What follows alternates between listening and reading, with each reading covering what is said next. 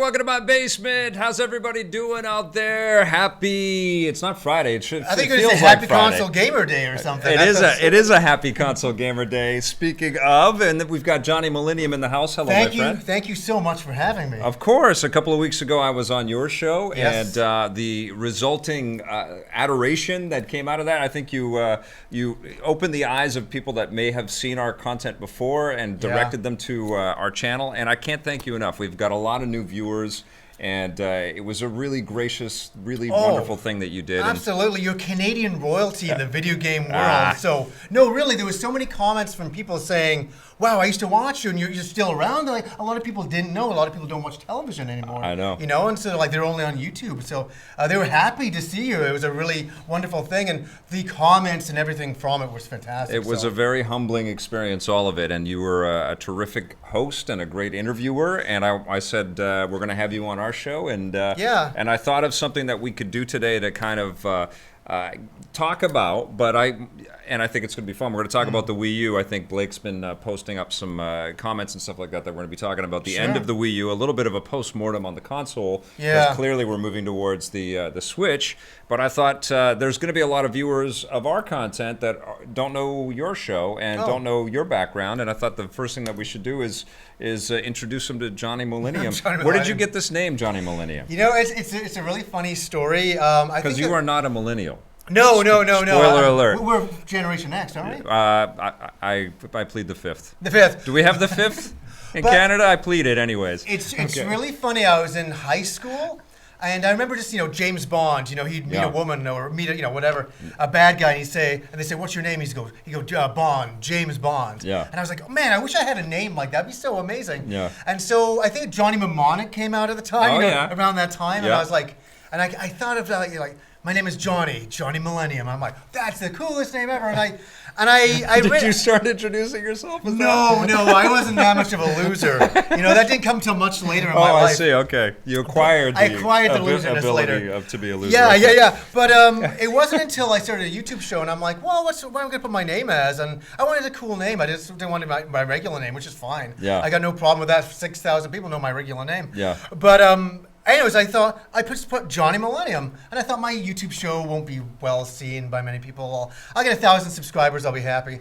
And then all of a sudden, over the years, it got bigger, and then all of a sudden, I'm walking the streets, and people are like, "Hey, Johnny, how you doing?" I remember I walked out of my apartment one day, and I'm crossing the road to get to my truck, and a car drives by and goes, "Johnny, I love you," and this one drove off, and I'm like, "That's crazy, what the hell is going on? That's what's awesome. Crazy?" So that's one of the unusual things of picking that name, and Kim always knows, that's my wife, always knows when we're in public, when somebody who watches the show comes up, because they always call me Johnny. Yeah.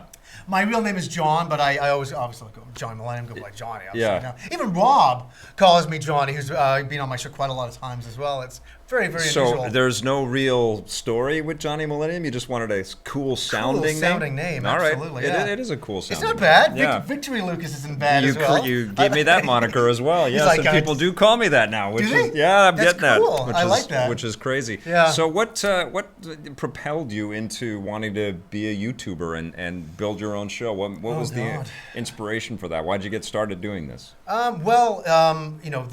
Another royalty of YouTube was the Angry Video Game Nerd, and I was watching his content back in 2006, 2007. He was one of the first people to post content onto YouTube, and I was like blown away by it. I'm like, look at this guy's stuff. He was funny and entertaining, and I really liked his stuff. But I was like, maybe, and I was a smoker back then. I know, I was a cigarette smoker, and I was shame. I agree. Shame a pox on you. I agree fully. I feel bad that I did smoke for as long as I did. But I was sitting in a cloud of smoke one night having a beer, and I was like thinking about stuff, and I was thinking about his show and how much it influenced me. And I was like, I'm going to do my own show. But I don't want to get in front of the camera. I was so nervous. I'm, oh, God, that'd be horrible. Yeah. And I had a bandana back then. Yeah. I was very skinny, bandana, smoker, very insecure. And I thought, oh, man, I guess, I have to get in front of the camera. And that was a nightmare. But there were so many games like Phantasy Star and Ease and all these real Japanese awesome games that I grew up with and I really loved. And nobody was talking about them on YouTube. And I was concerned, worried that people would forget about these games. And that was the one thing that I was going to put myself in front of the camera and be terrified for these games because I really cared about them and I didn't want them to be forgotten. So, and that was my start, and it took me a long time to get my show into a direction that I was happy with. Had to fight the own insecurities and finally quit smoking. The show got better that direction. Was that all part of the show? Was that something that you would discuss with people? Is your insecurities and smoking and like? I feel like there's a revelatory thing that happens with YouTube is that people get to know you in a much more intimate way than, frankly, than I've been sort of working for the last 20 years. Like we just packaged something and sent it out, but YouTube is kind of always around in a way, right? Like people are always around your life a little bit. True. It's you're really sharing your life, and the one thing that I've done with my show that is, I wouldn't say it's unusual, but it was unusual to begin with, was sharing my personal memories and sharing, things that happened in my life about video games and how video games was like my religion. Yeah. And it was really, back in 2008, that was a really unusual thing to do. It was a scary thing to do. I remember making an episode called Video Game Memories, and I thought everybody's going to laugh at me. Yeah. Thinking, oh, this idiot, oh my God, he's in his 30s and he had memories of playing video games as a kid. Because to be honest with you, nobody had talked about memories like that you could have an emotional reaction with video games. It was just like, we played video games and all that. Nobody had come up to the plate to do that. And for me, video games are all about emotions. I can pick up Tank, and I can tell you why I like it. Is because I played it in an arcade, I played it with some friends of mine, we loved it, and then we got it on the Wii U, and it meant something. Right. And I played the hell out of it. And I talk about it that way instead of saying, press A, press B. I mean, I don't want to give people, tell people how to play video games. I'm here to kind of share our experiences, and I love it when people tell me their stories. Yeah. Like when I arrived, nobody knows, Victor's got an incredible back room full of toys and all this stuff, and all we were doing was talking about memories. Yeah. That's what we were doing. You were telling me about when you were a kid with Raiders of the Lost Ark, and oh man, all that. That's all we were doing was talking about memories, and that's why I made my show about memories. Really, it really is. Yeah. Honestly, and all that kinds of stuff. Did you hear from people that you grew up with once you started doing this? For people because you never game alone. That's the other thing about video games. It's not a solitary thing. It's always been a social thing. And by the way, the emotional connection to games, the why of games, and the social aspects of video games, those were all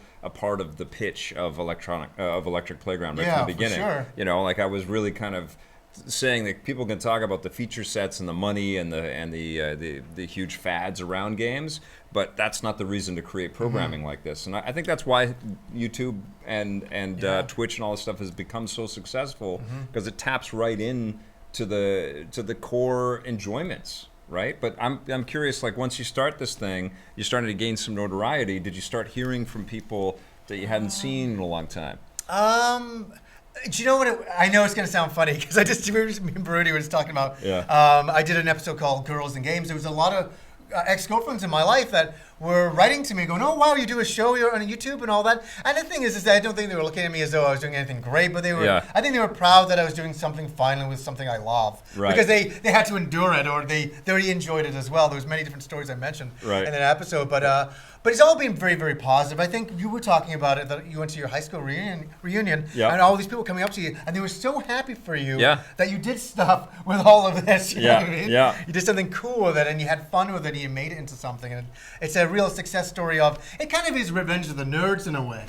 I hate using the word nerd for playing video games. I never thought video games were nerdy. Yeah, and you know what? I think you and I may have had, slightly different experiences, because I was never sort of perceived as a geeky guy that liked this stuff. No.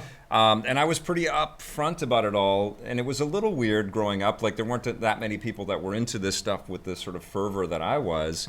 But I think everybody just appreciated that I saw some really cool potential, and I loved talking about all this stuff. But we were talking about earlier, like for me, I was shamed. And I was not a nerdy kid. I had like purple hair and nose rings. I was a skateboarder. I was a real badass in high school. I wasn't. No, I was. I was. I was, pretty popular in school. Me too. I got along with everybody. Yeah, and I didn't have any issues with that. My mom was totally. That's interesting. She totally celebrated that I got into all of this. She once thanked me for not becoming a lawyer.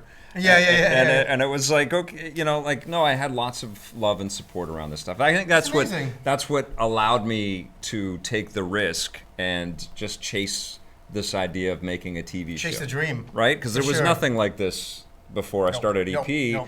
And there was nothing like this in Vancouver for sure. No. So I was just, I took a chance and I took a jump, but I did it with the love and support of my wife and also who was my girlfriend at that time and my upbringing and I didn't go to my first big high school reunion though, and I said this to I've never gone back. Well, I didn't go to the first one because I hadn't gotten the show on TV by the time that reunion rolled around, and by the time that reunion was there, I was just so sick of talking to people about my dream of one day having a TV show. Because you're trying to do that all the time. Yeah, exactly. Yeah, because you end up sort of spieling about this thing all the time, and it's one day it'll happen, and I just got tired of doing that. Now what's amazing, and this is another beautiful thing about YouTube, and I say this all the time, is that you don't have to talk about anything. You can just make stuff and get it out to people right now. Yeah, and have a lot of fun with it. Yeah. I'm so surprised about the whole shaming thing, and the reason I'm going back to it is that when I was in high school, I had my headphones on, had my tape player, and I had recorded like Super Mario Brothers 3, the soundtrack, off the NES onto a tape, and I'm listening to it in high school, and I was like, oh my God, if anybody hears that I'm listening to this. And also at the time, I was into anime. I'd gotten into it in 85, but really 88, I was getting nuts into it. Yeah. And I was getting copies sent to me on beta, and I was taping off the opening music and the ending music, and I had all on tape. And I thought, if anybody knows I'm listening to Japanese music, they'll think I'm insane. Wow. Because it was so... Remember, there was no anime back then. Like people didn't know what it was. I remember in grade 7, 1987, I was at a Christmas party with my parents, and some woman came in with her glass, and she's really drunk, and I was with the kids, and she's like, "Oh, what do you want for Christmas?" I'm like, "Oh, I said I want the Macross art book from Japan, blah blah blah." And she's like, "What? An art book from Japan?" I said, "What is it?" I said, "It's an animated movie," and she's like, "Animated movie book?" And she's like, "Oh, I need another one." And she left the room and she was gone. And so it was really, I just found. But did anybody persecute you or make fun of you? My parents didn't. No, my parents were nice to me. But my friends at school were cool to me. But there was a whole other, bunch of people that. That's looking just for a reason. Our conception, though. That's our concern. Because you're probably right. I don't think people are cool. Like I think if, we live, especially in our country. I think that we live in a place of people accepting people. But video games at that time was weird. Like I remember people would come up to me and ask me for video game hints and stuff, and they'd be like, "Hey, so you play Mario 2?" Right. And they would play. Nobody was yelling it. Put it this way: you remember Jem the cartoon? Yeah. I remember sitting in the back of my classroom. And I would, there'd be G.I. Joe, Jem, and then Transformers. Yeah. And I'd watch Jem because it was in the middle and I liked it. Yeah. But I never told anybody. And I'm sitting in the back of my high school class, and this guy, Scott, and he turns over to me and he's like, I said, what are you doing after school? He's like, "Oh, I'm going to go home and watch Transformers and Jem." I said, "You watch Jem?" He's like, "Yeah." I said, "Me too." And it's like, we had this secret bond. That's what I kind of grew up with. I was worried about saying I love Jem and everyone saying you're a moron. The only time I ever did anything, I had any feeling like that ever was with Prince and Purple Rain in high school, because when I was in high school, it was a lot of hard rock, not like heavy metal or anything, but there's a radio station in Vancouver that's still very big called CFox, which always has played lots of oldies and 60s and 70s and stuff, Led Zeppelin all the time, and my school was very into that, all of my peers and all that stuff, and I was listening to movie soundtracks, John Williams stuff. I even love the theme of the music from Arthur with Christopher Cross and all that stuff. But I saw Purple Rain, and I wasn't a fan of Prince before I saw the movie. So you saw the movie, and then you heard the music. I saw an early screening of the thing, and I got the soundtrack and the T-shirt and everything.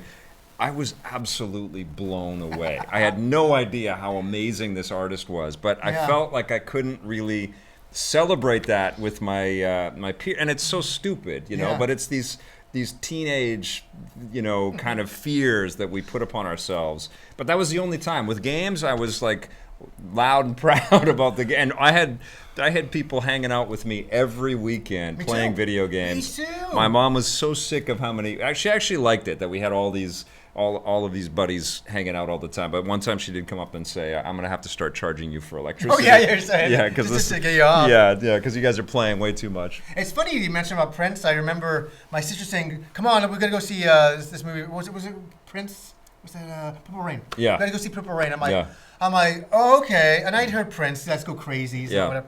I went to see this movie, and I was like It was really an odd. I mean, if you come back and watch it now, it's really kind of creepy. Yeah. It's a little bit creepy now. Well, he's classic, but he's kind of creepy. Yeah, I mean, he's just like a predator in a way. Yeah, right? I know. Yeah.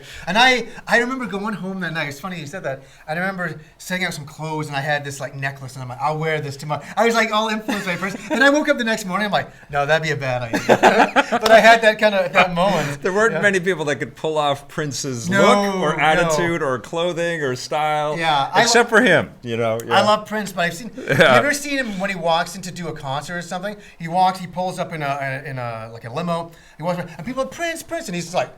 Yeah, he's too cool. He's walking by. Well, he's beyond cool. Yeah, he's like on another level. He's like a godlike level. He's like, get away from me, peasants. It's really weird his mentality with everything. Well, he kind of earned that status. Oh, though, absolutely. Didn't he? Of course he did. He's I a once legend. met Lenny Kravitz at a food court. How disappointing is that? He was surrounded by all of his dudes. Oh, was he? And my wife was flipping out. She was so excited because we're big fans of his. I like he was cool. What was he eating? He was just in a food court hanging out, like choosing between a hamburger or whatever. And having an orange Julius. He's like, you coming to the concert, man? I was like, we don't have tickets, and he didn't give us tickets. But that's awesome. Yeah, but he was all right. All right. Okay, so you got the YouTube thing. I want to find out a little bit more about you because I think this is interesting. So when did you know that because this is what you do now? Yeah. You're doing Happy Console Gamer all the time. Pretty much, as much as I can. Yeah, for sure. Yeah. So when did that decision happen? Because I know it was probably a hobby, or you were kind of testing the waters to see if people would like your work. When did you kind of know that you were on the right path? I don't know. I just feel really good about my content. I enjoy doing it. That's what it is. Like yourself. Yeah. I get up and I enjoy making episodes for the show. It really means something to me. I never put out an episode. I was like, "Ooh, geez, that was really not so hot." I feel like I feel positive about the content I make. Like it feels good and just natural. Yeah. I don't have to force an episode. I think that's what I'm saying. So to me, it was very natural just to make more episodes and have a little bit more fun with it. And it's just it never was a very big like, oh wow, I need to sit down and really think about this show. It's like, no, I'm just doing the show. Yeah. And that's really how it is. It was never anything of a decision. It was just like I'm having fun. I hear about people that sort of leave this YouTube life, this making video thing. And it's different for me, man, because it's been my job. It's been my business for so long, right? So that's the way that I know how to interact in the world a little bit, is to do this all the time. And I've been doing it for so long. But I do hear that YouTubers sometimes just get burnt out on it and just sort of hit that wall and say, that's enough. And they just leave. Yeah, that's an interesting thing. I feel the number one thing I got to say is I feel really bad for a lot of smaller YouTubers that are starting, because they have great production value and all that, and they just can't find an audience. Yeah. And that's because there's so much content on YouTube now. When I started in 2008, there wasn't that many people, so I could suck for a while and get better. I had that luxury, but for newer people, I feel it's a lot tougher, and I think people are putting such effort into their shows. There's so many great shows out there. Yeah. And they just, after a while, go, what's the point? I think even last week I saw 2 videos from 2 really good YouTubers that said, I'm just giving up. They're defeating themselves. And I think they had their personal reasons for doing it, which made sense. They just got burnt out. They couldn't, it wasn't taking off the way they wanted. Yeah. But for me, I done it for 8 years because I just love it. I just keep on doing it. I just, like yourself, it's just in my blood to do now. Yeah. I'm not actually doing it for attention, like, oh, wow, I want to be well known on YouTube. That's not my reason. I want to talk about these and, this stuff. And because we have such a passion for it. Yeah. It's not just something we casually like. Yeah. When I walked into your room there, that's not just a guy who casually likes things. You know what I mean? I was like, look at this guy. I'm telling you, you have to see his back room. It's nuts. One day, maybe. It is nuts. That's an episode into itself. I mean, seriously, like, people have asked me why don't I create another show or go off and produce something else, and you hit the nail right on the head there. It's like, I don't believe in doing this stuff if you don't really, really love it, like, and then it isn't an effort. Then it's just you have a discussion that other people can see you really believe in, and they relate to it, and they want to know, and they want to hear more, and it makes the whole process of building this stuff. And there's so many people, I think, in this creative space, or they aspire to have big fame or big fortune or whatever, and they just grind and grind and grind, and they don't know how to just breathe and enjoy what they got. Yeah, have fun with it. Right? Have fun with it. Because that's all you ever get, really. Like You know, my huge, gigantic goal was 1,000 subscribers. I was like, if I got 1,000 subscribers, then I have like a base to talk to about video games. That's great. Yeah. And that was only my ever thought. I didn't ever. And then all of a sudden it started getting bigger. I was like, oh, it was 5,000. I was like, oh my god, 5,000. And it was like 10,000 and 20. I just kept getting bigger, and I was like, cool. Yeah. And it's become cooler, and I feel a lot more responsibility to do better work and explain things better to do with certain games, and not kind of like, yeah, this is just a game. You know, I've never done that, but I take even greater pride now in trying to talk about these games with even more love, you know? Okay, well, let's, favorite game? Of all time? Yeah. Easy. Phantasy Star 1 on the Master System. Wow, really? Yeah, what about you? It's the Arkham games now. I knew that from last time. We talked about that. Yeah, it's the Arkham games, and it's because it's a distillation of a lot of different great ideas, you know, Metal Gear and Metroid and lots of other awesome things in the Batman space. And I also knew that I was going to freak over the game and the world was going to pay attention, and we'd had so many shitty Batman games for so long that it was like kind of like the switch flipping, that you could make a licensed thing, you could make a Batman thing that was that good, and then they did it again, and they did it again, and you know, they've spread out the genre a little bit more. So the Arkham games. I got a question. Yeah. What before that then? What was your favorite game before the Arkham games showed up in the scene? I think it was Super Mario 64, because it was kind of like, especially for me to kind of make the concept of making television around this thing a career, it was proof. It was like, okay, here it is. This is a maturing industry, and we're transitioning from really fun 2D derivative experiences that Mario kind of sort of birthed, you know, and everybody borrowed from. And then again, it's like Miyamoto and his team built something that proved out the idea of 3D game design and polygonal creation, and made it effortless and fun and accessible, and it was so hard to replicate. I mean, you know, there a lot of people watching probably might be a bit too young. Yeah, it was hard too, right? Like, people got the 2D pretty well, and they could kind of recreate that Mario 2D aesthetic, and there were lots of 2D platformers, RPGs that borrowed from that thing, lots of different styles of games. When it went into 3D, it was hard to match what Mario 64 did. Changed the industry forever. It really did. I mean, the PlayStation 1, I think, really struggled to get into that space. Crash Bandicoot approximated it. Yeah, Toshinden, Brave, what was it, the fighting game Toshinden? Yeah, Battle Run Toshinden, and Tomb Raider when it came out. That was groundbreaking. Yeah, wow. Tommy and I reviewed Mario 64 and Tomb Raider together, and if you can remember, Tomb Raider, it had tank control, speaking of tank, and it was really kludgy and it clunky. Was, but we accepted it because that's all we had. Except for Mario. Yes, and that's what I kept going back to, right? And it was like, wait, I'm running around as this little cartoon. I'm in control of the camera. That was the first time I realized that games allow you to be the participant and the director at the same time.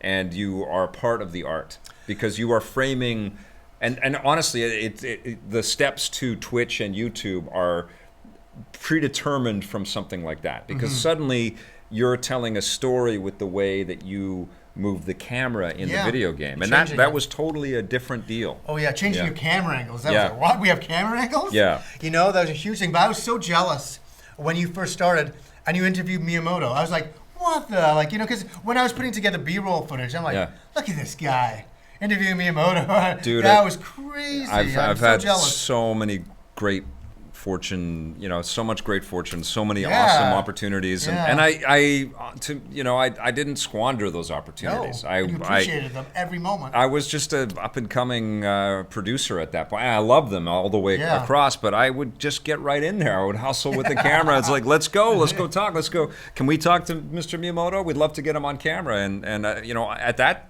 time there weren't cameras, right? So we had a lot of opportunities because of that, but we didn't drop the ball because of that. Not at all. You know, like we tried really hard to put the camera in all kinds of awesome locations. One of the cool things that we did was go to Sundance, and we were kind of early at Comic-Con and kind of early at Sundance. There weren't tons of cameras there, which is ironic. Sundance had E.T. and Access Hollywood and stuff, but now it's proliferate with people that are just walking in with handy cams and things like that. But when we went, it was very different. And we got all of these celebrities to talk to us about video games, right? Because, it was fun. And it wasn't about their clothing, and it wasn't about their workouts, and it wasn't about their drug habits or the people that they're sleeping with. And it was an amazing door opener, all the way along. Things have changed. Remember the San Diego Comic Book Convention? It used to be a really small deal, you know what I mean? And now look what it is. The whole industry has changed so much. It's like a multi-billion-dollar industry, and it feels like it now. But back then it didn't. It felt a little homegrown still, Yeah, we were one of the first camera crews to be kind of shooting regular content down there too. It was just because the technology was very expensive, and the distribution of, like, you could go and shoot on beta if anybody had that camera, but where would it air? Yeah. Right? There was this channel constriction, but now there is none of that. There is no barrier. Weird, isn't it? What do you feel about that? Is it amazing, or is it like, do you miss the old days? Of course you miss the old days. What I miss is the value of the work. Yeah. That's what I miss, is that now, the phrase "talk is cheap" has never been more true, right? But there is also no value associated with conversation or production at all. Like, everybody just, it's bottomed out. Right? So it doesn't matter how much work you put into something, it's equal to some guy screaming at the camera. That's my only cause for concern around all of this stuff, is that the democratization of all of this technology and all of this access is fantastic and thrilling, but it's also brought the idea of teams being employed to create things together, made it much more difficult in an ironic way, right? You can do lots of stuff for free and risk and everybody band together to try things, but in order to kind of make a job with other people, it's incredibly difficult. Yes. And part of it is the discovery, but part of it is that there's very little value attached to this material. Any material. I mean, that's for, look at all the content you can get on Netflix and TV shows. Well, do you remember when we grew up, like the big movie reviewers were Siskel and Ebert? Remember? And I would tune into them. I was like, what do these guys have to say about this movie? It was a big deal. Where now I can go on to YouTube and there's 1,000 people. Everybody's a movie review critic, which they have the right to be, for sure. But it's lost that, that one focus. And I don't know, maybe it's a good thing. Now I find people watch people because they trust certain people. Like, I trust this guy's opinion or this girl's opinion. Like type of thing. Like, where Siskel and Ebert, there was nobody else to go to back then. And I there's no going back, right? So it's stupid to pine about the past, and like, we're only going forward. But one of the things that I definitely notice is that it's becoming more difficult to find employed professionals that are not tainted by marketing and sort of forced to say things in certain ways. And like, I'm a father, and I would be searching for baby stuff a few years ago. Like, we wanted to get the best stroller or whatever, and every site that you would go to just felt like a sales pitch, advertorial, or it was paid for by somebody. And I feel like that is getting bigger and bigger and bigger. I just got this 4K TV that I was hooking up the PS4 Pro, and it's fun to get into that space. But then I realized my receiver is just 4 years old, and it doesn't work with my new TV, so I can't do all the switch. I don't get the 4K anymore. So I'm looking for a 4K receiver thing, and I don't trust any of the reviews that are out there, right? Wow. So now it's like, that's what's becoming increasingly more difficult. There are definitely lots of people that are honest, and I'm not saying that they're dishonest, of course, but they aren't pros in a traditional sense that have access to all of the other comparables. They get maybe one or two types of things, and they get to review, or maybe they buy something and they praise it, or maybe somebody kicks them something. It's just a weird time for that. It feels like everything is being sort of positioned as a catalog to direct you to buy something. And real assessment of a lot of this stuff is starting to drop away. True. But remember, back in the day, you'd go to like a consumer's distributing a magazine. You look through, you go in and say, I want this TV, and they're like, some guy in the back would wheel it out to you. I know you guys don't have that, maybe in the States or whatever. And you get this TV, and you're like, oh, I have to trust that this is good. So it's gotten a little bit better, but it's worse if the person coming out is like, this is absolutely fantastic, take it. Right. And you're like, is it? And he take it. He's like, yeah, thanks, I'll take that. Well, on the flip of it, though, is that I think manufacturing and technology has gotten so good across everything that maybe the margins of quality to not quality have shrunk as well. Like, it's pretty hard to buy a shitty 4K TV, right? Well, it's possible. It's still possible. I was reading up on all these TVs as well. I'm like, it's kind of like, there's so many options to do. I think Amazon reviews are a really good way to go. They're not bad, You can check out. You just get the odd person who's just super pissed off at life. Yeah. Fine, screw this, screw that. And, you know, they get 1 star. I've seen somebody 1 star because it didn't include this or something. It's like, what? Yeah. It's like, people are so finicky too, you know? And that's not good enough for full reporting. And I think it translates to, like, we're not going to get into politics on this. No, we're not getting into politics. But it translates into everything, right? It translates into politics. It translates into reporting. I mean, the storm was coming to the Pacific Northwest not too long ago. Remember the storm of the century? And I remember that. Everybody start hugging trees right now because it's going to get, and it didn't hit that hard, thankfully. I think an old lady lost her hat. Yeah, well, I was looking online, going, "What the hell do we do? Where do we go? Like, our tree's gonna fall? Like, what's?" Yeah. And there was really, this is the sign for getting online, by the way. There wasn't really a place that all of that info was easily accessible. It was on the news. I know. Like, because I don't have cable anymore, so I'm like checking online. I was having my floor replaced, and I'm telling the floor guys, "Man, there's a storm coming." Yeah. But I didn't say it that way. But I was like, "There's a huge storm coming. It's gonna be insane." Yes. And then I felt so embarrassed. Oh, I guess there wasn't a storm. But you know what I'm saying though? Like when we were growing up, you'd turn on a TV, or you would find it would be there, right? And now it's and it's scattered all over the place, and it's like it's up to you. I know, and then find your source, and hopefully that they're legit, you know. Well, it's just like all these news sites now. We shouldn't even get into this. Yeah. All these news sites are almost like the Inquirer. They just want clicks. They will say anything to get clicks. News for profit is. Oh my God! It's exactly why we're in the sort of world position that we're in right now. So you can take that in however you want.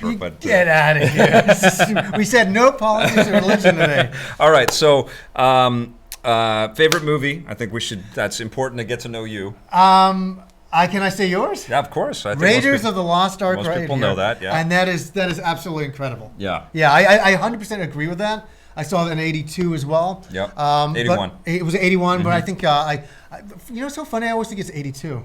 Empire 80. No. And it's so funny. And Raiders of the Lost Ark 81. Are you sure? Blade Runner 82. I think Empire's 81, isn't it? No, 1980. Is it? It was three years after. We moved to Canada. Yeah. The first thing we did when we moved to Canada in Toronto was go see Empire Strikes Back. So that might have been 80, 81, Good step. Yeah. Really good stuff. I was first in line for Empire Strikes Back. It was fantastic. Yeah, and I think I was on the news for that. You don't have that many 3.75 figures. What's going on? You know what? I had a whole bunch of them, and I sold them for 12-inch G.I. Joes, but the 60s ones. So I have in my storage, I have more sort of 60s and 70s collectible stuff. I have the I not only have the Corgi Aston Martin DB5 from Goldfinger from '65, from 1965. I also have the Batmobile from the '60s, but I have the Toyota from You Only Live Twice with James Bond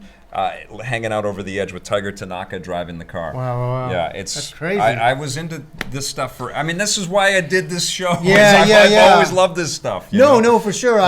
Blade Runner 1982. Yeah. I saw that downtown Toronto, and when we walked out of that movie, downtown Toronto, it was raining, it was grizzly, it was crappy. I was like, man, is this my future? Is Blade Runner my future? And it's a prophetic film, right? In some sad way, I actually wanted it to be my future. I wanted to live in the world of Blade Runner, as dark and evil and twisted as it was. I loved it. It's so atmospheric. It's an amazing movie. Movie. And it's also film noir, right? So it's like it totally tips in the direction, because I love all that 30s and 40s. I like the voiceover. I love the voiceover version. That's my favorite. That's the one I saw in theaters. Sometimes you're embarrassed to say that because all the cinephiles all want to. Even Ford didn't like the voiceover. Yeah, I know. He didn't like doing it. more Harrison Ford is always a good thing for me. You can tell when he's doing the lines. He's like, sushi. That's what my ex-wife called me. Cold fish. It's just like he sounds so dead inside. Yeah, so dead inside. But Blade Runner for sure. And you saw the Dark Crystal in theaters too. I did, and it didn't blow me away. It wasn't my. I thought it was pretty good. Willow, I thought was pretty good. You might have been a little bit older because I think Dark Crystal was 82. I was 8 years old. Yeah. And so you would have been 14? Maybe. 8, 9, 10, 11, 12. You're 12. You're 12. 12-ish or something like that. Or maybe you were 21. No. But really, I might have been 3. You're a little too old for it, maybe. Mm-hmm. Maybe you didn't like the puppets? You didn't like the puppet people? I mean, I love the Muppets. Yeah. You know what was freaky for me about the Muppets? I love Jim Henson. Yeah, me too. And I appreciated the aesthetics and the way that it was all produced, but I don't know. There's something about it that didn't register. And I certainly do feel sometimes that I missed, like Transformers, I was too old for. It came out before, so I don't have any sort of affinity for Transformers. I've liked some of the stuff in the movies. The animated movie? I've never seen the animated movie. Oh, I've never seen. My God, I've never seen the animated movie, and some of the Michael Bay stuff has been all right for me because I don't have any real connection. Triggered. I'm triggered. Yeah. Wow, you didn't get into the Transformers G1. I liked Labyrinth. I like Labyrinth too. That was a pretty cool movie. Yeah. And I liked. We're talking about 80s stuff. Wait, there's Tron. There's Krull. Tron. Oh my God, Krull. I read the book, man. Alan Dean Foster wrote that book. That was an amazing. So it was a book before it was a movie? It was after. Okay, I was reading a lot of the novelizations of movies because that's what we did then. We didn't have Netflix. We read books. Well, we didn't have and then there's 60,000 episodes based on this IP that you could never stop watching this stuff. You know. That's so funny. We went to the novelizations and we dreamed about what the next Star Wars movie was going to be. Of course. Remember Splinter of a Mind's Eye? Splinter of the Mind's Eye, I know that. That was a Star Wars, I think it was Alan D. Foster as well, and it was terrific. I even read the George Lucas novelization of Star Wars, and we had time to let that seep and that desire for that next thing, all that expectation. And I guess we felt it again because Force Awakens kind of tapped into that. But now we're in this new era of there's going to be a Star Wars every year. So it's wonderful. What a time to be alive, It's amazing, but I also feel like we're going to start to go, okay, well, there's a new one next year. And that was okay, but there's a new one next year. Yeah. Like these James Bond movies recently. You're as big a Bond fan. I do like Bond. Yeah.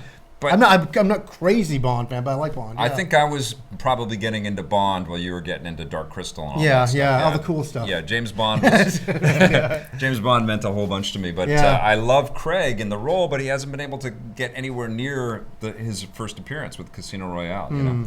Yeah, that's good. What else was there? Alien. When was the very first time you saw Alien? I mean, I was too young to see it in the theater. It was a restricted movie. So I saw it on VHS, I guess. I don't know. Did it scare you, or did it bother? Yeah, no, it did. Yeah. I'm not a big horror movie guy. You know, I don't like that stuff, but it was really amazing. I've come to appreciate it more over time. Oh wow! But Aliens was amazing. Blew me away. I saw that downtown. And, James Cameron. I love James Cameron. Yeah, and I saw Terminator 2 in the theater. I saw Alias, or not Alias. What was the underwater one? Abyss. The Abyss in the theaters. Yeah, that was amazing. I saw it twice too. He's incredible. Do you like Avatar? I loved Avatar. Me too. Yeah, thank you. I thought it was gorgeous. I meet so many people like, I didn't like Avatar. It's just Dances with Wolves again. I'm like, you're missing the point. It was like James Cameron shot a movie in 3D, and it was amazing. It wasn't about the plot. It was. I read the script years before it came into movie. Yeah, it was a pretty.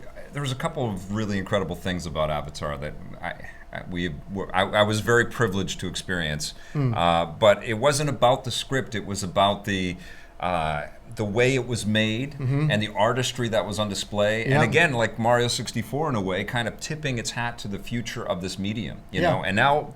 It was so good that Cameron, this circus wrangler, has to go away and figure out how the hell he's going to top himself with now this flurry of sequels. And if anybody in the world can do that, it's going to be him. Of course. But obviously, all of us have raised suspicions because Avatar came out. It was this phenomenon, and then it just will continue to be. He's smart, but it disappeared too, right? Like people don't talk about it with the hushed You're right about that. reverence of The Empire Strikes Back. But maybe we will again. But a couple of amazing things happened to me about Avatar. This is cool, actually.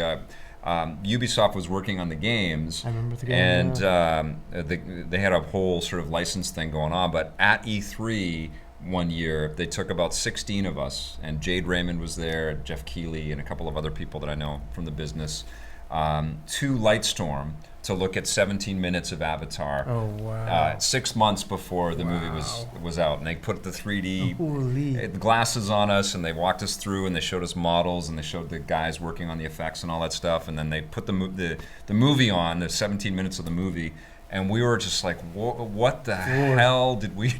All of us, we were speechless. We were completely... So jealous. It was so weird, And we had John Landau, I think, as the producer. He gave a whole spiel about the whole sort of push to get this, and the fights that Cameron was having with Fox, I think, at the time, to get all the financing together for it, and the nervousness. But then the next thing that happened was like a month later. It was a Comic-Con, and they had a party to celebrate that relationship, and we were invited to that. And so I met Cameron, and I met Sigourney Weaver, and it was that was a surreal thing too. Yeah, that was. He's like awesome. He's like my hero. That guy is like an explorer. That guy is an incredible human being. And I've read all his biographies, everything. Yeah, he is unreal. He is an amazing force. He is, absolutely. I really, really wish he was directing Battle Angel. I really, really wish that. Yeah, without question. I know I'd love to see him do a Star Wars movie. I would love to see him. I'd be really curious to see what. Or a James Bond movie. I would love to see him dip into somebody else's. When Luke Skywalker dies, you can all imagine. You get the thumb going down, holding the lightsaber. That's how Luke Skywalker dies or something. I love James Cameron. He's an incredible human being, like unreal. Yeah. Yeah. No. I've been. We'll talk about some of our experiences about that on another show. Yeah. But I've been very, very, very lucky along the way. Lucky. All right. So let's talk about the Wii U. Okay. What's that? The Wii. No, I'm just kidding. What a troll! What a troll! There will be many moments in the future where people are going to be trying to, and I think there'll probably be people from Nintendo that will probably try to not talk about this console that much. Oh, that's too bad. It has some great games. Like these are all the games that I brought. Awesome. Yeah. This is the for those of you that don't know, this is a console that Nintendo has had on the market for many years now. It has this thing called the gamepad, and it's a. I'm writing hi in the dust. Oh yeah, there's some dust. Yeah, this hasn't been used in a little while. The one that I review games on is in my real basement. But this is a powerful little machine with some really good capabilities. It was about a PS3 360 kind of caliber console, and at the launch of this platform, they tried their best to kind of rope in some of the biggest titles. Remember, Batman, Arkham City was on there, and Call of Duty, and Mass Effect. Yeah, the Mass Effect, yeah. They wanted to kind of show that this machine was capable of that kind of production quality. It wasn't just going to be these are our third parties, and we can get all these guys as well. Yeah, we're hoping for that. And they were tapping into our fascination with dual screen sort of entertainment that was occurring anyways with our smartphones and our tablets. And they said, well, we've got to capitalize on that and allow people to play on both screens at the same time. The challenge was, and obviously everybody's pontificated on this, and I'll give you my perspective on some of the things that they challenged, and I would love to hear your ideas. Sure. But I think the real challenge was the name was so similar to the previous machine that I think it confused a lot of people, that they thought this is all they needed to hook up to their Wii, and it wasn't as good a tablet as everybody already had with their tablets. And they also couldn't really figure out a compelling dual screen game design that made everybody stand up and go, we need to play that. Killer app. Yeah. Right? Yeah. They never really could. I think Super Mario Maker is probably the closest approximation to that, because you build on this and then you play on the TV. Yeah, it works really well. And that does work much better, right? Yeah. And I think that they created an evergreen game with Super Mario Maker as well, right? Yeah. Like they're and the 3DS game is coming soon. I think there'll be a Switch version of the game. I think that they'll always have that. Right? I hope we get a Zelda Maker in the future. That would be nice. That's a hope. Yeah. Yeah. So what do you think? Why do you think the Wii U didn't resonate? Because the Wii is, arguably, if not they the were riding the biggest, coattails off that. if not the biggest console event in the history of games, it was one of the biggest, right? Still something, this shining light that not only for our sort of core fans out there of games, like a lot of people that are watching this and watch your show, but lots and lots of other people were suddenly buying machines and buying the Wii Fit boards and doing the bowling in old age homes and all that stuff. And it was a remarkable thing to watch. And it was fantastic from our perspective as TV show makers to see more of the viewership and the potential viewership getting into games through that device. I thought that was incredible. So they had this huge plateau and then this massive drop. Very sad. Yeah, exactly. So I think they were like, okay, we'll make our next console. We'll have this, every Nintendo console has to have, its novelty thing with it, which can be successful or not. This unfortunately wasn't unbelievably successful, but I did enjoy it. I think they were writing out on the Wii name. They thought, okay, we were successful with the Wii. We'll keep using the name. Yeah. I think that was a big mistake. Huge mistake. They should have called it I don't know, the Ultra. So, any name. The Switch. The Switch, that worked. That kind of seemed to work. That got people's attention. So even I was like, I remember when I first saw the commercial for, advertising everything you could do with a pad, and I was like, oh wow, and I'm like, And I remember everybody afterwards, everybody I talked to, we weren't Nintendo haters. We were confused, oh okay, I guess you can throw shurikens and play golf. Yeah. I remember that call. I was like, okay, maybe Nintendo's going to come up with some killer software and it's going to blow us away. And so let me say that I had a party at my place. I invited all my friends over. I got the Wii U. I got every launch game of the time, a couple of Pro controllers, hooked it up to the TV. Everybody came over. We had a great time playing it. Unfortunately, what ended up hurting this machine in the long run, third-party games. That was the number one. There was no third-party games. And that is what hurt us. All the first-party games, which is most of these, are unbelievably fun. Yeah. I love those games. And I enjoy the experiences with the Wii U. But did you just bring games that you loved? Yes. Okay, cool. Yeah. Did you bring any games that you didn't like? Because I noticed that I got some games that are kind of mediocre, games that I wanted a little bit more from. But what's interesting is on the top of our piles, lean your tip. My pile is bigger than your pile. Your pile is bigger, but tip your pile over a little. Or show them what's on the top of your pile. I'll just go like this. We both have Tank on the top. Love that game. I put that in my. I don't like this game. I don't understand why they did this thing. That was my pile. You see the slapping going on there? And your pile is you love this game. Yes. Why did you love this game? Because I thought this was a crazy, over expensive, very thin tank experience, like something we've been playing since Atari 2600 days. Maybe there was some. Off-screen Did you play. not go to Richmond and go to that? There's a really great Japanese arcade out there. Well, I should say Japanese games. Yeah. What's the name of it? eSpot. Thank you. I've probably dropped some quarters in there. If you walk in eSpot, there's a huge tank arcade game. Yeah. And I went with my wife, at the time was my girlfriend, and another friend of mine, Hanzo, who ended up working at Platinum Games. We went in and we sat down and we played tank all afternoon. Had the best time ever. You can take photos of yourself, and stick them on the tank. Yeah, there was some cutesy stuff in it. But it's so simple. You're just driving a big tank and blasting at monsters. And yes. What more do you want? It was wonderful. Dull for a console experience. Well, I can understand that if you're just you just go in and that's the only experience with it. I played the arcade, and this was my number one most excited game I was for that launch day. Unbelievable. Yeah, and let me tell you, I've unlocked nearly every single tank in this game. Okay, well I brought in only 3 because there wasn't that much shovelware on the Wii U. Unlike the Wii, which had you could build a house out of the shovelware. The Wii U did not have that much shovelware, which is good. But this game sucked. It was Avengers Battle for Earth. I did not play that at all. It was an amazing artistic achievement from Ubisoft. I think the graphics of all the superheroes is pretty fun, but it was drawing symbols and stuff on the screen. They also made a Kinect version of this game, and it was basically like. What was that series on the iPad where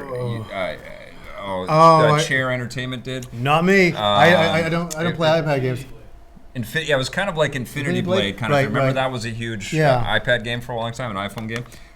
which was great. That was like a breakout hit, but it didn't translate that kind of game design to the console all that well. So you would draw symbols, or in the case of the Kinect, you would do motions, and then you would watch animations happen. You know, the timing wasn't one-to-one ever. And so it was incredibly flat and disappointing. And this is an easy target. This is Amiibo Festival, and I was so excited to play this with my daughter, Ruby, and it's just so dull. There's like nothing happening in this did your girlfriend?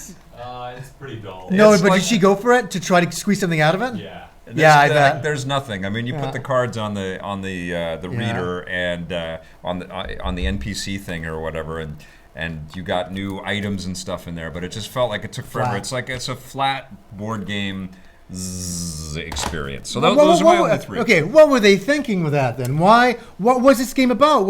I know. What's the point? It was like Can we say is it a Nintendo cash-in? I think so. Yeah, they were trying to see if the cards would take off, and just probably hustling just to get something into into the marketplace, too bad. into the quarter. That's what I thought. That's what I thought that was all about. Yeah. Okay, so those are my. Why don't we dive into some of your favorite memories here? These are not in any particular order. Okay. I'll be really quick. We're not because we would take forever and all these. Hyrule Warriors is a game I wanted to play a lot more of. It was a good game, but I wasn't really into the Dynasty Wars stuff. I was more into I played Dragon some Quest. of that on the 3DS, and it's actually pretty. It's not bad. It's pretty fun. It's fun. Yeah. I have some friends that are obsessed with this game. They love it. Yeah. I just didn't give it too much time, and that's my problem. Yeah. That's my fault. I got more into the Dragon Quest Heroes. You know, which is basically the same thing. I got more into that. Right. But we both have this in our pile. Let's talk about this. This was awesome. This was awesome. This was so frightening and freaky and scary, and it actually proved out that you could look down at the dual screen and deal with your inventory. And while you're doing that, some zombies biting on your neck, and then it's basically like a From Software game in a way, right? It's like one of these dungeon, what do they call them? The roguelikes. Roguelikes, yeah. Yeah, it's a zombie roguelike. So if you die, you're done. Yeah. But you have a chance to go and get your equipment back. Yeah. The worst thing for me is that I died, and I was quite far into the game, and I'm like, okay, I was going to get back to that place to get all my equipment. I had some killer equipment. I mean, I couldn't get that stuff again. I'm going to get it back, and just as I see it, a zombie kills me. Yeah. And then you scream. You scream. I screamed. Yes. But I screamed even harder when I ran back, and when you die, you can't go and get your equipment again. That's right. Again. Yes. So the equipment disappeared, and that new place I died appeared. That was it. It was gone, and I was like, I was done. I finished. I was done with the game. It's a special kind of torture, isn't it? But it creates for some tension, and yes, it's a really good launch game. And this, I had a lot of hope for the Wii U with this game. Yeah, I was like, things are going to be really great. Like, I mean, that's sort of the secret, sort of risk reward, sort of masterpiece kind of quality of the From games. You know, like Bloodborne and. Yeah, but it was a nice out of nowhere surprise. They actually made the zombie game for PS4 and Xbox One. I haven't actually checked it out on those consoles. No, I haven't either. It was a really terrific surprise launch game. Very terrific. Pikmin 3, I have that in my pile too. Yeah, gotta have that. Yeah. What can you say? If you like the Pikmin games, this game is just the same game but better. I mean, I love the whole Pikmin series. It was HD too. Yeah, that's what made it a big deal. Yeah, it was such a gorgeous, gorgeous game. You just would get lost in the garden and these crazy monster creations. In a way, like we're saying sayonara to the Wii U here today, kind of, right? Like there won't be too many games. Like Color Splash is my current We'll get to that. Yeah, we'll get to that one. And it's really, really fun. And we, Breath of the Wild is coming and stuff. But it really feels like the last breaths of this console. Well, they've ended production of the Wii U now. Pretty much. That's what we reported today. Yeah. But this was phenomenal, and there are games worth definitely chasing down and picking up. And the Wii U is probably going to drop to the floor in terms of price, and you'll be able to pick them up used and stuff. Get one. And there are some solid experiences, and this one is one of those. And it was such a weird franchise. Yeah, it's quirky, but I loved it. It's amazing. It's so funny when it first came out on the GameCube. I was like, I already knew this was going to be something super special. Yeah. And it turned out to be something completely special. And it continues on. I'm so happy it's part of the Nintendo first party. It's a really important game for Nintendo. Well, I'm really happy that it is. It's an amazing indulgence, I think, in the part of Nintendo to offer that opportunity to build this crazy idea from Miyamoto's perspective. Yeah. Like his obsession with gardening is what... I know, I heard that. Yeah, exactly. Which is fantastic. And that's one of the reasons why Nintendo should always be adored. Always. Yeah. Doesn't matter what they do or how many times they screw up. The fact that they're a corporation that would honor a creator who's very beloved in this business and very important in this business, his whims and his passions enough to finance a game like that is amazing. Nintendo forbid him to talk about what he was actually doing in his home life. So people didn't steal his ideas. I was in my backyard. Everyone's like, "Oh my God, he's created something incredible." Speaking of incredible, Super Mario Maker. Yes. Quite literally a perfect game. I mean, you almost think to yourself, why was this game made years ago? But it came out at the right time. Nintendo really needed this game. This, as a launch game for this, oh my God, would have changed everything. This would be a 50 million unit seller. Oh yeah. Right? Yeah. Because by the time this came out, the air was kind of out of this machine's kind of life. But it kept it going. Oh yeah. You know, it's like a patient. You're like, oh, you haven't got long to live. Like you bring this over, like okay, maybe you got a couple more months. Yeah, no, it's a phenomenal game. That bought it another year. Yeah. The Wii U. Super Smash Brothers, the Wii U, obviously, classic game. People love it. Yeah. I don't play it. I'm not like I'm not a competitive player of this game in any. I play Street Fighter. I'm a Street Fighter guy. Yeah. But so many people love this game. It's it's a great HD distillation of all the joy of the Smash Brothers games. Yeah. It took me a long time to kind of get over. I don't know if you know this about EP and reviews, but Tommy and I didn't like the first Smash Brothers on the N64. I hated it. And I don't know if it was a generational thing. It was just felt so sucked. weird. It was crappy. It didn't feel like a fighting game, and it felt like weird that all these mascots were fighting each other, and it just the controls weren't that great. I don't care what anybody. It wasn't a very good game back then. But we got so much hate because we didn't like it. That's okay. All over the internet, people we were renowned for being the show where the two idiots didn't like Smash Bros. Oh well, that's fine. But it got better. This is perfection of that series. Yeah, I did grow to appreciate the game. I like the Wii game quite a bit, and I really like the Wii U game. And the thing that surprised me the most was how awesome the 3DS game was. They really nailed. Doesn't have this fidelity, but they nailed the vibe on a handheld. You bring up a really good point. Is that we were getting a lot of games on this machine that were in high definition, which was a huge deal. To get Pikmin and to get Smash Brothers in high def was like, well, finally. Yes. I kind of felt like it was like, finally we're here, but we finally got there. Yeah.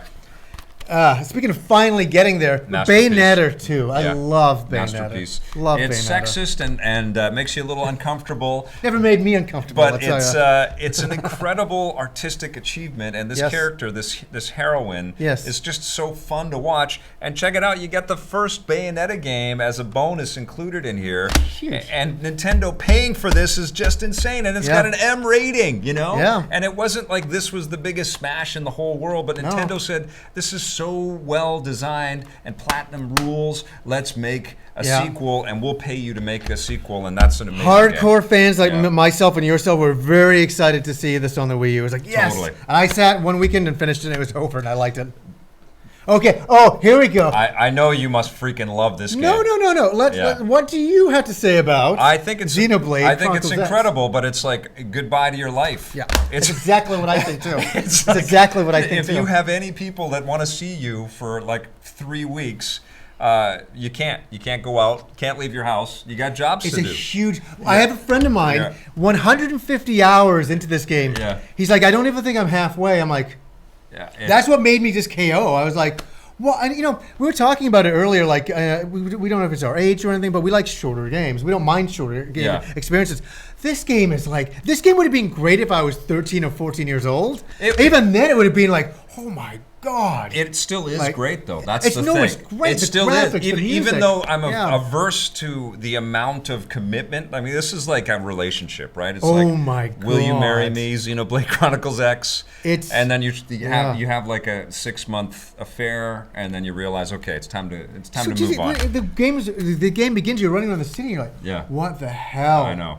This is just. And then you go outside and you explore for like an hour and a half. Yeah. And you're only in one little rectangle, a hexagon, sorry, I should say. And there's millions of hexagons. You're like. And they did some great integration with the dual screens there too, right? Like, that's a very, very solid experience. Yeah, I got my special edition of this. I love the music, the graphics. Yep. I mean, the anime character designs. Everything's great. This is no problem. This is penultimate. This is. Imagine I said, too bad about Mario Kart 8. Too bad. This really sucks. And this game is phenomenal. Yeah. Phenomenal game. Yes, yeah, that is a game worthy of just a straight port to the Switch. Like it's embedded onto the hard drive. It's going to be. Yeah, absolutely. Yeah. Especially with what made it perfect was even more perfect was all the DLC. All the add-ons, so suddenly you're driving as Link, and you've got all.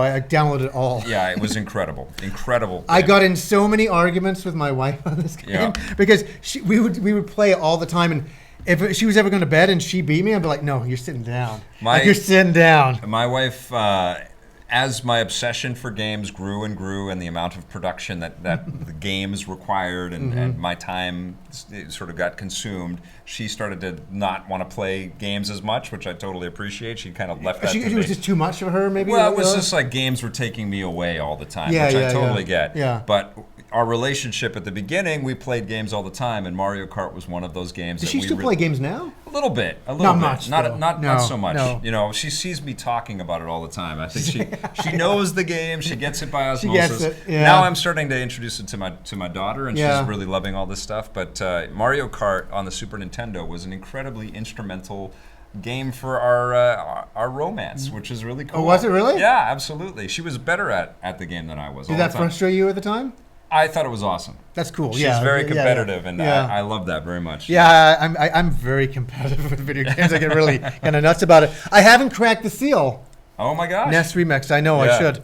Yeah, Scott and I reviewed that. That was cool. It's fun. I obviously a way to kind of market their back catalog, which Nintendo is probably better at than anybody. And smart sort of mini. Recreations of original games, like the Wario games. What were those ones called? The Wario games. I forget the Wario name. games. Yeah, the WarioWare games, kind of just like the WarioWare experience. So there's like mini Super games fun. and things like that. Yeah, of course. And it's also good on the 3DS. We had a good time. Oh my God! I didn't get this. This was out this year, right? Yes. Yeah, I didn't get this one. I wrote to Atlas. I said, "Can you send me a copy?" They never wrote me back, so I just went that morning and bought it. But I have a funny story about this, and I think Baruti will probably appreciate this. Is that so? My wife wanted this game. She wanted this game really badly. She just finished Persona 4. She's like, "I definitely want that game." So she's phoning every EB, and don't ask why. I'll get to it. She phones this EB, and they're like, "Oh, what game are you looking for?" And she's like, "Oh, do you have Tokyo Mirage Sessions?" And she just said Sessions wrong. She said Sessions. And I'm in the other room laughing my ass off. I said, and then I walked in. I said, "Give me the phone." I said, "I will phone. I know an EB. They'll probably have it. Let me handle this, right?" So I get on the phone. I'm really cocky. I'm sitting there. I'm like. And the EB guy answers, and he's like, "Oh, what are you looking for?" I said, "Do you have Tokyo Mirage Sessions?" Sessions. I just hear her laughing. You idiot! And it's just like, I said, "I deserve that. I deserve it." So I got the last copy that was at my EB. We came home. It took Kim 90 hours to finish this. I've heard mixed things about this. Like it's too much in one direction and not enough in the other. Or there's a lot I could say about it. Because it's Fire Emblem and Persona mixed in together.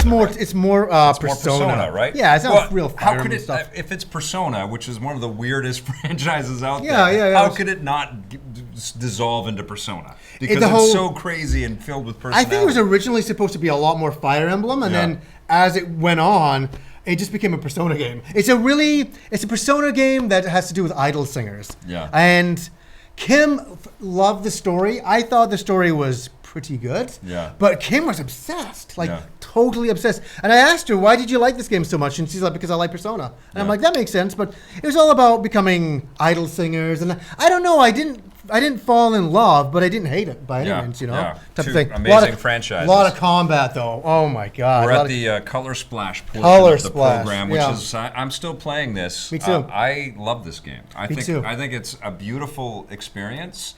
I love the artwork. Oh yeah. It's simple. It's not especially taxing. And it takes a little bit of time. One of the things that I don't like about it is how much back and forth you're doing between the... I hate that. Right? And there's no way to put it all up on the screen, which kind of sucks when you're recording the footage or showing the footage. You can't show the combat. Yeah, you can't show the card selection, which is a big chunk of it. Huge part of it. And it's not like you just... Because you take a card and you color it in, and then you choose it, and then you flick it up. But there's steps in between every single thing. So it's not this fluid, like, take a card... You can't scribble and shoot. You've got to choose the card, drag it, select it to paint it, Yeah. Then you select, is that the card you want? Then you flick it up, and every one of those takes a good 5 or 10 seconds. And I don't want to say anything negative about it because it's such a great game, but I just found, I'm sitting there, and I'm like, oh, this is such a wonderful world, and I'm like, then you're looking at cards. Yeah, and it just takes me out of the combat. Yes. I just wish the combat was on the screen. Yeah. If they did, I know they had to use the screen. I'm not bashing it. I'm not color splashing it. But honestly, I didn't like the combat so much. But the world is the best it's ever been. And adding color to the world, that's always been a great idea in games. Remember De Blob on the old Wii systems? Yeah. Where you're running around and fighting these ink cops. And, of course, yeah. You know, and even in Super Mario Sunshine when you had the jetpack. Floods, yeah, amazing stuff, right? Like, and I think this is like, and of course Splatoon, right? This is like part of that sloppy, messy genre of titles out there, and it handles that work. It handles that sort of responsibility so well. I loved using the color hammer to just sort of color all the stuff, right? I know, it felt so good smashing it. So fun. I will believe, and I hate using this terminology, and it's a term that's used way too often on YouTube, it will become a hidden gem. Yeah, for sure. I really believe that. Yeah, no, it's a great game, and my daughter's really digging it. This is another one that I adore. Do you? Yeah. Yeah, this is like a claymation experience. The graphics are phenomenal in the Kirby game, and it's kind of a different direction from the Epic Yarn game for the Wii, which was also superb. Beautiful looking game. Yeah, this HAL Labs that has been making Kirby games over the years. They are one of the most experienced and diverse developers in the business. Mm-hmm. They've reimagined Kirby in so many unique ways, and it's really impressive. And really, I mean, that's the genius of this little puffball character that can be squished and contorted and become all kinds of these characters. But I just love the design of this. I loved using the. It was kind of like there was a Canvas Curse game for the DS where you were drawing lines and stuff like that, and Kirby would be. So it's kind of lifting on all of that. Did you play this at all? No, I didn't. It's an amazing I have so many friends of mine that love Kirby. Yeah. And just because of there's so many video games now, it's like, well, Kirby's cool, but I'm just concentrating on some other games. But yeah, I absolutely love Kirby, but I did not play that. That's amazing. Kirby Mass Attack on the old DS was amazing as well, where you're actually 10 different Kirbys dealing with all kinds of stuff. That's cool. The Kirby's Dream Course on the Super Nintendo. There's so many Kirby games, man. Pinball Land. My God. I mean, that's the beauty of this character, but also that design team, that development team is really remarkable. Epic Yarn too, man. Did you play that game? I did, yeah. That was really a gorgeous game, but not really my type of game, but a beautiful looking game. Gotcha. Seminal. Wow, this is a couple of years ago now, I think. Is it 2 years ago? Yep. Super Mario 3D World. I had the best Christmas playing that, having some Baileys and hot chocolate, playing on the TV. Were you wearing cat pajamas? I do not have any cat pajamas that I would admit to. A cat onesie. Yeah, oh my God. I can imagine coming out of the bedroom saying, I'm ready, Kim, for Super Mario 3D World. Meanwhile, she's already in hers, But no, I'll be honest, I remember the Nintendo Direct, they showed this game. I remember getting up at like 6 in the morning to watch it, or whatever it was at. Yeah. And I was like, oh, it's not Mario 64 too, so I'm disappointed. We're all waiting for that. We're all waiting for it, so I was a little disappointed. But when the game came out and I started playing it, it is so fun to play with your friends. Yes, it's all about playing. Playing it on your own would be okay, but it's about playing with your friends. Yep. And me and it's Kim and Hanson did that. and gorgeous.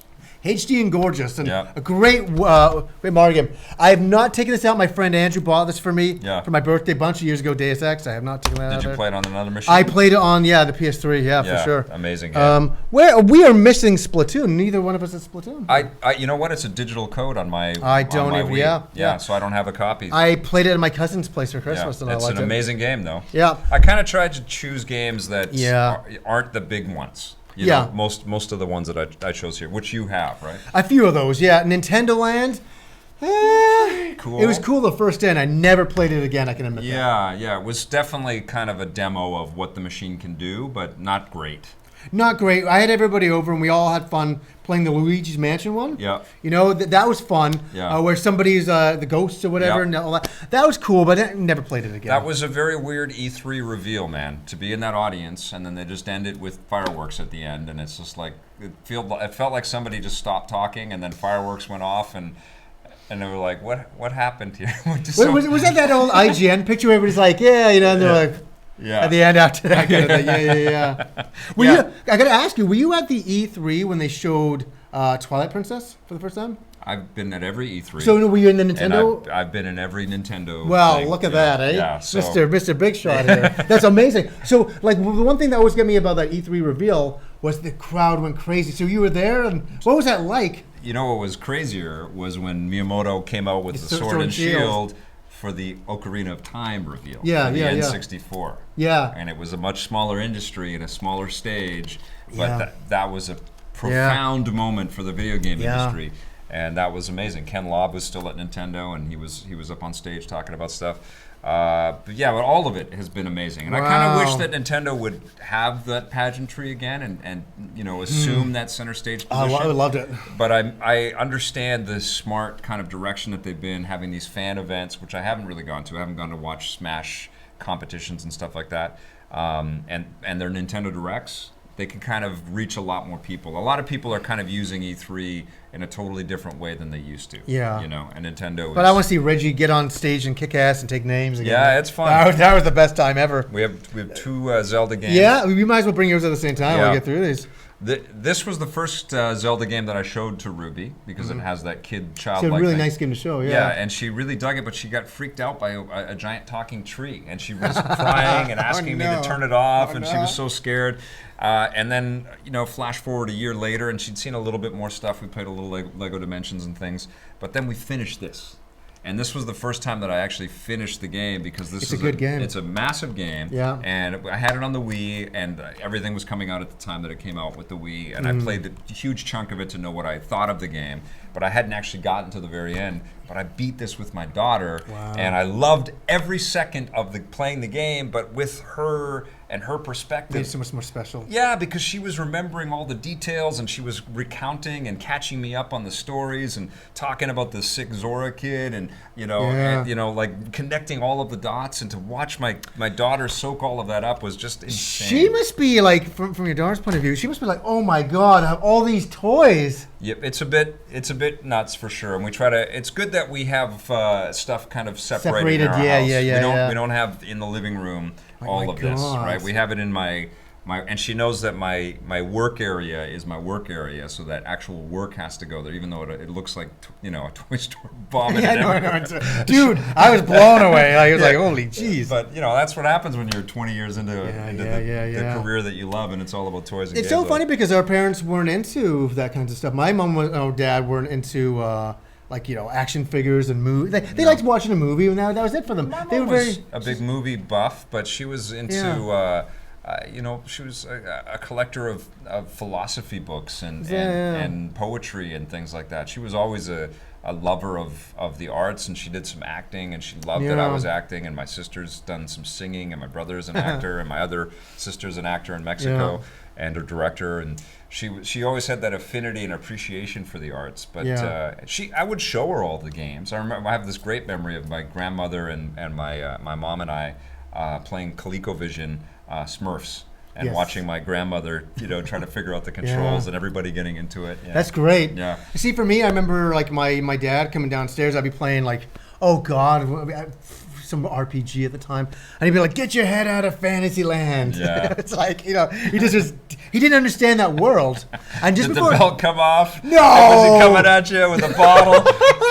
Get out and get a job. You're gonna have me choke. My dad wasn't a tyrant like that. He just wanted me to do something. For him, he didn't understand sitting in front of a TV. Yeah. And playing a game, and God bless my dad. Honestly, is that I have like fond memory of him just before he passed away. Yeah. Is that I had the N64 downstairs with Mario Kart, and my dad did like racing things. He liked racing stuff, but not video games. Video games didn't register for him. Yeah. And I remember I came home early from something one day, and my dad was on the floor, and he had the controller between his legs. He's trying to make it into like a joystick, like a steering wheel, and he's like playing it. And he was like so into it. And I believe if my dad lived for longer, he would have gotten into games. Yeah. He was starting, the ice was breaking for him. Hey, this is fun. This is not a bad thing, type of thing, and all that. It is an emotional connection, right? It is an emotional connection. Yeah. Speaking of breaking the ice, Donkey Kong Country Tropical Freeze. Very fun. Very good. Very tough. And game. Aggravating, but beautiful and cool. Yeah. And this is maybe one of the magical ingredients that really has propelled my love for the Lego experiences. Did you play this game? No, I love Lego, but I don't collect Lego games. Like I like the Star Wars ones and stuff. But this was TT Games going off in their own direction, adding voice to their characters, and creating their own world. And I think Lego City is actually part of Lego Dimensions. I think they're bringing something Lego in the new Lego Dimensions stuff now. But this was so funny and so well crafted. They hired a great, bunch of Hollywood actors and stuff, and good screenwriting. It was the precursor to the Lego Movie in a lot of ways. It just had this attitude and this adventurousness that the licensed stuff is always really incredibly charming, but this was almost poking fun at itself. There were lots of great little in-jokes, and it's like a Lego Grand Theft Auto, and it was only ever made on the Wii U. You can't get this on another platform, and it's an amazing game. It was really an eye-opening experience. They made a 3DS version, which isn't quite as impressive, but Lego City Undercover was really ridiculous. Cool. Yeah. I can't wait to play that one with my kid a little bit later. There's a whole stack of now these Lego games that are, because she loves Dimensions and she's right into Skylanders and stuff. It's cool to tap into how an early player would approach all of this stuff, because it brings you back, right? It brings you when back. You're younger, to when I was playing Donkey Kong or Smurfs or a lot of these games. Burger Time or exactly, any of those old Do you have games. an obscure one from? It doesn't have to be Nintendo. Like this obscure, weird game. Yeah, from back in the day. Might not be your favorite one. Maybe a guilty pleasure. You played it on the Atari systems or something like that. I probably Combat. I know it sounds so lame to say, it's all right. But Combat was kind of fun. I remember playing my dad in that game, and I got really good at it. Very competitive. I think that was the beginning of my competitiveness in video games. Was Combat, just shooting the other person. I was like, yes, take that or whatever. But I think that's about it. I never really liked the Atari 2600 too much. So the NES was the beginning. Was your gateway. It was the beginning of a troubled life. See, I had moved away from games, gone into acting, and I got into school. I went to university and got into acting, and then I started to get some work, and I wanted to get back into games. And the NES was that first console that I went back to. I had a break pretty much from games. And did you want to be an actor? Is that what you wanted to do? I was acting, yeah. You were acting, yeah. I was getting work, but I was always I tapped into video games and my love for video games to get to emotions as an actor. And I remember telling my students, my fellow students, that I was using the game that I was playing last night to kind of feel this. And they were like, "What? That's crazy!" But I was aware of the emotional sort of power of games.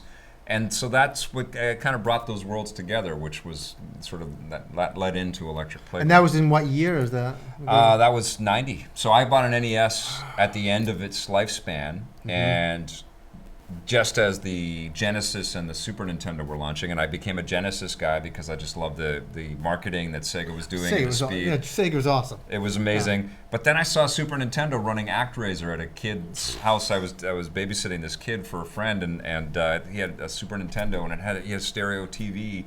And ActRaiser's music was just so amazing. Yuzo Koshiro's music, it was incredible. Music. And I was like, that's in stereo, that sounds so cool. And of course I had to get a Super Nintendo, and then I became a Super Nintendo So were you kind of so out of it that you went over and like ActRaiser was a surprise to you? Because I was the build-up man. I was reading about the Super Famicom, waiting. I'm like, come on. That was when I jumped from the NES to the Genesis and then got the Super Nintendo. That's probably the birth of EP happening right there. Because I never lost my love, but suddenly this became a monthly obsession. I had the Genesis, the Super Nintendo, the Game Boy, the Game Gear, the Atari Lynx. I was dying for the Jaguar, couldn't wait for the PlayStation. So all of that sort of monthly expenditure and fascination. I was spending $100 a month easily on magazines, $300 on games. I was just steeped, and meanwhile trying to act and auditioning like crazy and waitering, but games became this this driving force for me. And you had to get video game magazines back then, remember? Yeah. That was all about video game magazines, and then until you started your show, pretty much in Canada. That's what it was. Isn't that strange? Well, and I used the model of all these magazines on the bookshelves, and I would say, look at how many magazines there are. There are no television shows about this medium at all. You know, you can watch 50 shows about golf. Why can't we watch one show about the video game world? Yeah. And people understood that. Yeah, and definitely. So we got to do it, and then it led to me being on the Happy Console Gamer Show. And me on your show, they let you playground. It's absolutely amazing. How long have we been talking for? I don't know, 40 hours? Hour and 10. Okay, yeah. That's perfect. Time flies, brother. Yeah, thanks so much for having me on. I really appreciate it. I love having a conversation with you. Somebody that's been gaming as long as I have. It's super fun, man. It's Super Nintendo fun. No, it's super awesome to be here. Do you want to say any last rites to the Wii U? Any final thoughts? God, we need to set it to sea and have some tears and a Viking funeral. Yeah, that kind of thing, and say goodbye and wave to it and light an arrow on fire. As there's memories that playing, screenshots in the sky they're showing, all the amazing experiences, and it's been a good time. It's been a good ride. Yeah. We just wanted a little bit more out of it, and maybe the Switch will be what the Wii U wanted to be. I think so, right? Yeah, I think so. Can't wait. John, awesome to have you. Thank you so much. Johnny Millenium. Until next time. Thanks for watching, everybody. We'll see you soon.